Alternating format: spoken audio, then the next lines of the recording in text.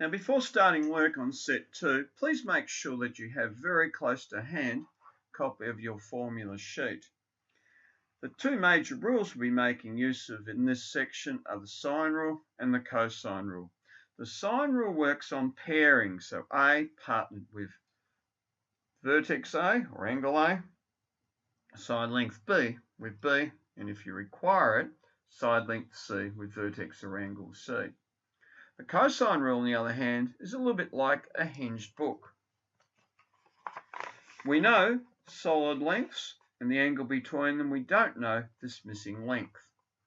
So if I was after A, the square of A is equal to the square of B squared plus C squared. Take 2 times B times C times the cos of A. When I'm working with the angle, you can see B squared, C squared, take the A squared divided by 2 times B times C. You will know situations when you're dealing with the cos of A because it's the only case we ever work with where we're dealing with side lengths only. Looking at 1A, this is clearly a case of where we make use of the side length relationship. So A squared is equal to B squared plus C squared. Take 2 times B times C times the cos of A. So in this case, we've got 12 squared and 14 squared as our two side lengths we know about.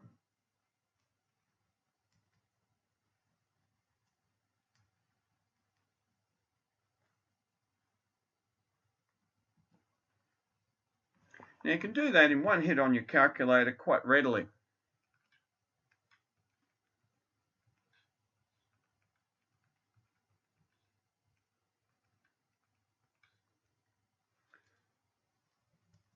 Now please notice that's far too big to be realistic, so I raise that to the power of 0.5, or take the square root, and end up with A 10.12 meters, or in this question, X.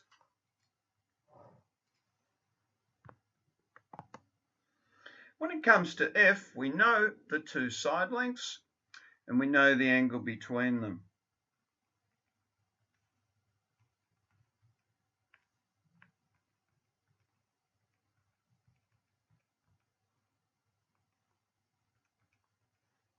So carrying that through on my calculator, X squared is equal to 89.17. I'm taking the square root, raising it to the power of 0.5, gives me 9.44 or 9.4 meters.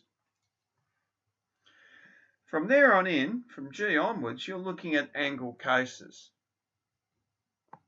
The angle version of the cosine rule, the cos rule, relates the three side lengths. So if I'm after A, it's the square of B plus the square of C, take the square of A, divided by twice times the side lengths we know information about there, B and C. So taking that through to G, the cos of theta, the two side lengths, the hinges, 5 squared plus 6 squared, take 4 squared, divided by 2 times 5 by 6. Now I'll show you how you can do that in one go on your calculator. We make use of brackets. So the top line, the numerator, I'm using brackets for, closing brackets, and divided by the denominator in brackets as well. So end up with 0.75. Now clearly that's not my angle. So shift cos will come up as default 41.4 degrees, or if you wanted to, 41 degrees and 24 minutes.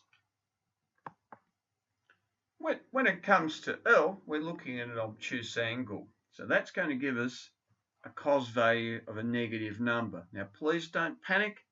The calculator is designed to handle it. As a matter of fact, all angles of cosine between 90 and 180, but not inclusive, are going to be negative. So we can do this once again, one go on the calculator. Pays to practice this. Everything on the numerator has been kept in one bracket.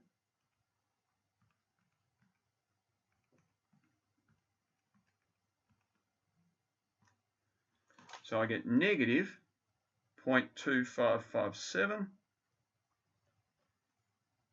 and hitting the cos to the minus 1 function, end up with 104.82 degrees, or if you wanted to, 104 degrees, 49 minutes.